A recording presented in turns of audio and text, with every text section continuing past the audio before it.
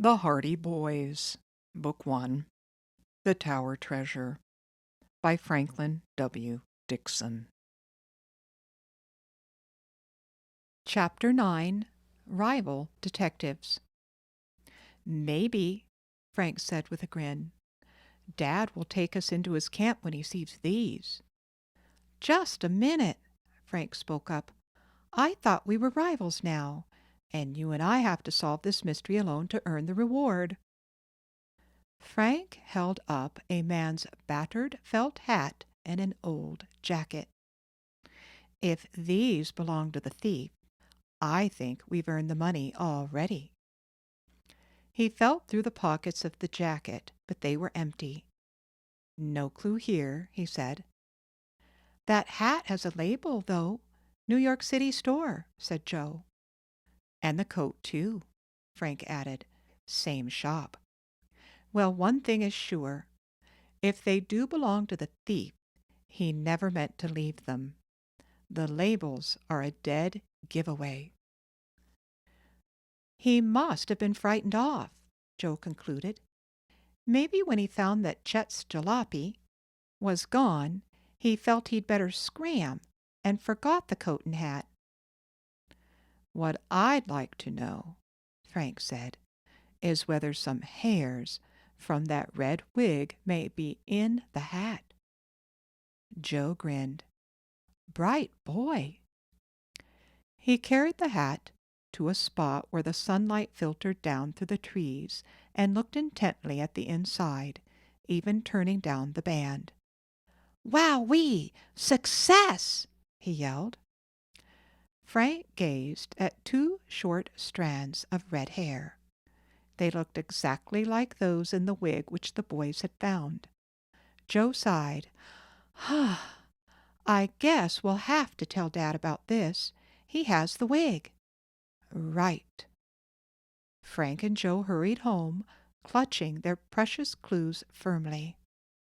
Mr. Hardy was still in his study when his sons returned. The detective looked up, frankly surprised to see them home so soon.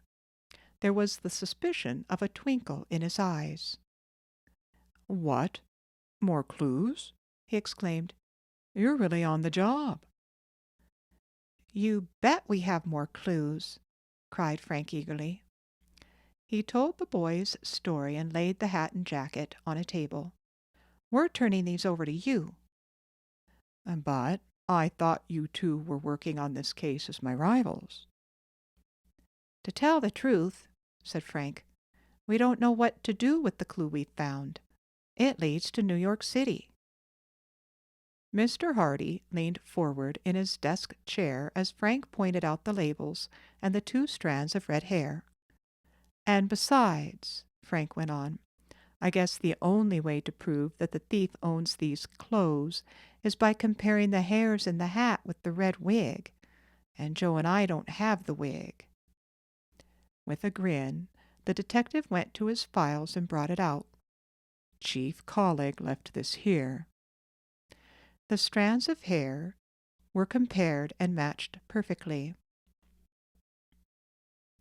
"You boys have certainly made fine progress." Mr. Hardy praised his sons. He smiled. "And since you have, I'll let you in on a little secret. Chief Colleague asked me to see what I could figure out of the wig. He says there's no maker's name on it." "And there isn't?" Joe asked. His father's eyes twinkled once more. "I guess Colleague's assistants weren't very thorough. At any rate, I discovered there's an inner lining, and on that is the maker's name. He's in New York City, and I was just thinking about flying there to talk to him. Now you boys have given me a double incentive for going."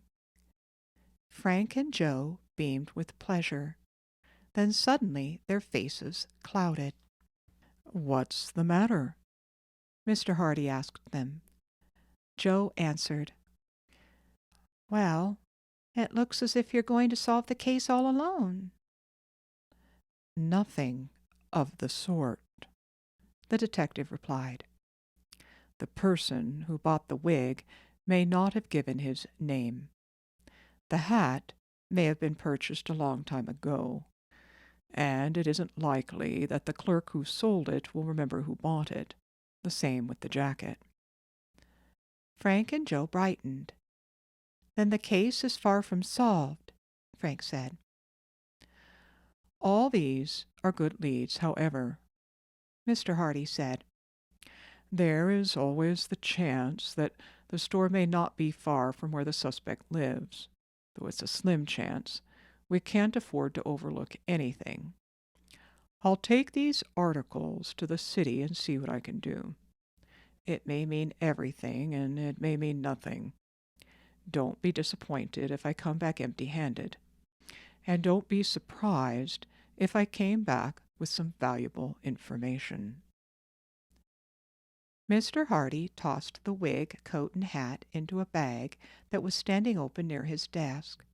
The detective was astonished to being called away suddenly on strange errands, and he was always prepared to leave at a moment's notice. "Not much use starting now," he said, glancing at his watch. "But I'll go to the city first thing in the morning. In the meantime, you boys keep your eyes and ears open for more clues. The case isn't over yet by any means." Mr. Hardy picked up some papers on his desk as a hint that the interview was over, and the boys left the study. They were in a state of high excitement when they went to bed that night and could not sleep. "The thief must be pretty smart," murmured Joe after they had talked long into the night. "The smarter the crooks are, the harder they fall," Frank replied. "If this fellow has any kind of record, it won't take long for Dad to run him down. I've heard Dad say that there is no such thing as a clever crook. If he was really clever, he wouldn't be a crook at all." "Yes, I guess there's something in that, too. But it shows that we're not up against any amateur. This fellow is a slippery customer." "He'll have to be mighty slippery from now on. Once Dad has a few clues to work on, he never lets up till he gets his man." "And don't forget us," said Joe, yawning. With that, the boys fell asleep. When they went down to breakfast the following morning, Frank and Joe learned that their father had left for New York on an early morning plane. Their mother remarked, "Oh, I'll be so relieved when he gets back. So often these missions turn out to be dangerous." She went on to say that her husband had promised to phone her if he wasn't going to be back by supper time. Suddenly she added with a tantalizing smile, "Your father said he might have a surprise for you if he remains in New York." Mrs. Hardy refused to divulge another word. The boys went to school, but all through the morning could scarcely keep their minds on studies. They kept wondering how Fenton Hardy was faring on his quest in New York and what the surprise was. Slim Robinson was at school that day, but after classes he confided to the Hardys that he was leaving for good. "It's no use," he said. "Dad can't keep me in school any longer, and it's up to me to pitch in and help the family. I'm to start work tomorrow at a supermarket." "And you wanted to go to college," exclaimed Frank. "It's a shame." "Can't be helped," replied Perry with a grimace. "I consider myself lucky to have stayed in school this long. I'll have to give up on all those college plans and settle down in the business world. There's one good thing about it. I'll have a chance to learn supermarket work from the ground up. I'm starting in the receiving department." He smiled. "Perhaps in about 50 years I'll be head of the firm." "Well, you'll make good at wherever you tackle," Joe assured him. "But I'm sorry you won't be able to go through college as you planned. Don't give up hope yet, Slim. One never knows what may happen. Perhaps the thief who did rob Tower Mansion will be found." Frank and Joe wanted to tell Slim about the clues they had discovered the previous day, but the same thought came into their minds, that it would be unfair to raise any false hopes. So they said good-bye and wished him good luck. Perry tried hard to be cheerful, but his smile was very faint as he turned away from them and walked down the street. "Ah, I sure feel sorry for him," said Frank, as he and Joe started for home. He was such a hard worker in school and counted so much on going to college. "We've just got to clear up the tower robbery. That's all there is to it," declared his brother. As they neared the Hardy home, the boys' steps quickened. Would they find their father had returned with the information on the identity of the thief? Or was he still in New York? And were they about to share another of his secrets?